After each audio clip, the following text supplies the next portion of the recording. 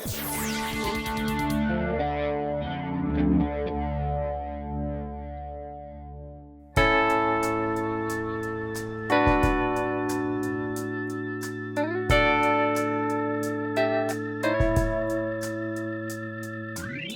it going, everyone? My name is Case, and on this episode of TFL Bike, we are bringing you all a This Just In because we are getting our hands on a brand new Triumph Speed Twin. Now, the details of this bike we're going to go over in a moment once we're back at our office. First, let's go ahead and see what we're going to be riding.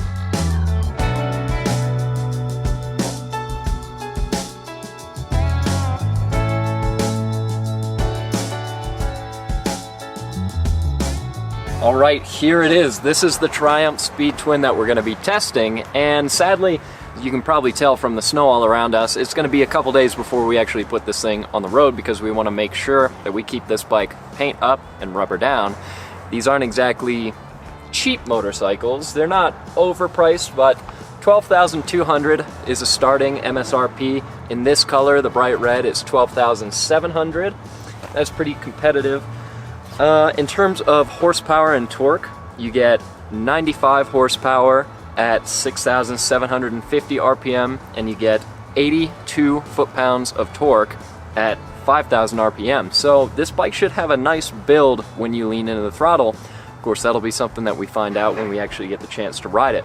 But real quick, just looking at this thing, one of the things that I love most is the fit and finish. There's a ton of brushed aluminum parts on here. Feels like it's really nicely put together. The seat has an awesome, kind of comfortable padding to it. This kickstand down here is this cool aluminum. Everything about this bike is really nice, and that fits exactly with what Triumphs are like to ride, to be around, even pressing the buttons on them. All around, they're just good bikes. But that's enough for us here in the parking lot. Let's load this bike up and get it back to our office.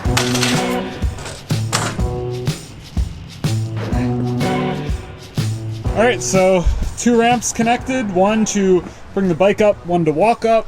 They're both strapped down as tight as possible to the receiver hitch, and I've got my trackside tuning stand in there. I actually use that for suspension tuning, but it works really well to transport bikes. So we're gonna basically just walk the bike up with the clutch. I'm a little out of breath from running with the ramps, but let's do this.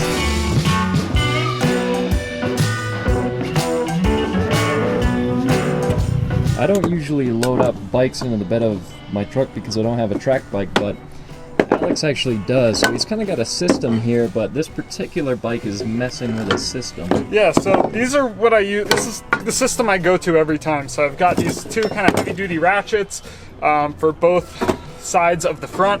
I normally don't put a strap on the back tire at all, just because I think it's kind of overkill, and I don't normally go too far distance, but this is what I normally use to tie down bikes. They slip over the handlebars, pull the ends, it cinches in on the bars. It's got this little soft strap here to protect your paint, and then I hook my ratchet straps through the 2 ends. It's not going to work on this bike. We could take the bar ends off. That's just not worth it. But yeah, I don't want to do that, and it's not my bike. I'd rather not mess with that. So we're gonna have to get a little creative. I could use these. I have these straps, which I normally use for tying the ramps down. They are motorcycle straps, so they have these soft loops on the end. I could use those, but I'm not a huge fan of the cam buckle style of straps. I just feel like I can never get them tight enough. So I only use these for tying down ramps. So I'm hoping I don't have to use those. And it looks like I do have what I want. So these are just these soft tie-down loops. I'm gonna loop these around the front triple tree, and then we'll use the ratchet straps to go into these. How many straps do you have?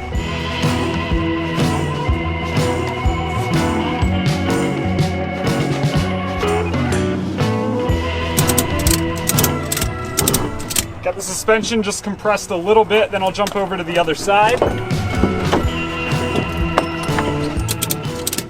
See the suspension starting to compress. Bike is solid, not going anywhere. Alex is so committed to having a proper setup. Not only does he have a broom, but he has 2 different pairs of shoes that he wears while he loads up bikes.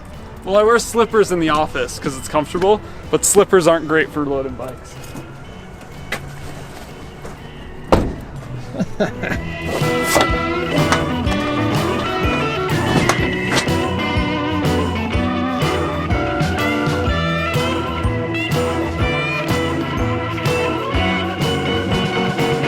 One final walkthrough. Bike is here, not strapping down the rear tire. Someone's gonna give me crap for that. I don't care, you don't need it. Front wheel chock, that's kind of the reason I don't need to tie the rear wheel down. It's just so stable up there with that front chock. 2 straps with these soft loops going around the triple tree. And then the ramps are strapped down. No bed extender because I couldn't get it to fit, but yeah, we're ready to head back to Boulder. Let's do it.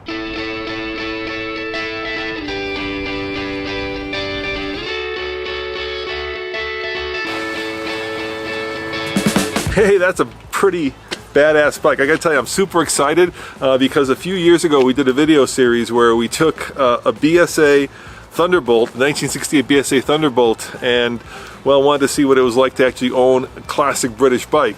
And so now we actually have a modern British bike to compare and see how British bike technology has changed. So tell me all about it, would you? Well, yeah, so it's a 1200cc side-by-side twin, which is pretty typical for a Triumph.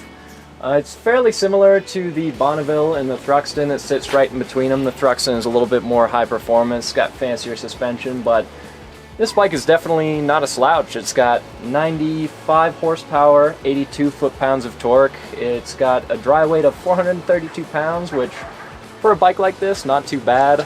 Yeah, it's a cool setup. I'm excited to get it on the road. Case has memorized his numbers. I'm impressed, dude. Now, the thing about the BSA, right, and for all you British bike fans, you'll know this, everything was reversed, right? So the shifting and the brakes were reversed, and so an emergency stop for me at that time amounted to basically downshifting a gear, which isn't grand. So hopefully they got that sorted on the new bikes. Yeah, one nice thing about it is that the controls are normal. I cannot imagine riding the bike like you did because, just like you said, at the moment it would be least convenient when you're basing what you're doing on your instincts. Your instincts are going to be wrong. You know, it's cool to have a Triumph here at the office. I can't wait to actually get it on the road and have these guys review it. I might have to borrow it as well. Yeah, look at that. It's cool. Yeah, and on top of everything, it's a sweet looking bike. That's one of the best parts of it. Yeah, I mean, cafe racers came from the UK back in the day, right? They used to race from, like, in London, from cafe to cafe, and that's how we got the term cafe racer. Yeah, it's really cool to kind of see the modern evolution and see where, not that this is a cafe racer, but, back in the day, this would have been what a cafe racer would have looked like, right? Exactly.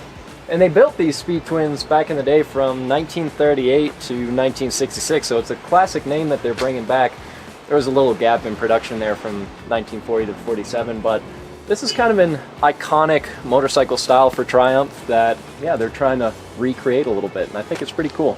Yeah, I love the rearview mirrors on the handlebars. That's so cool. Yeah, bar ends are super classic, and there's a bunch of items on here that we're absolutely going to have to walk through in our actual review of it. There's too many cool little bits, like what actually holds the headlight up there, a lot of these brushed aluminum pieces, just tons of awesome details. Yeah, and the seat. I love the seat too. I love that. Feel how comfortable it feels too. Oh yeah. Soft fabric. Yeah. It's a really badass bike. Yeah, can't wait to get it off the truck and get it in the hands of these two guys and get it reviewed.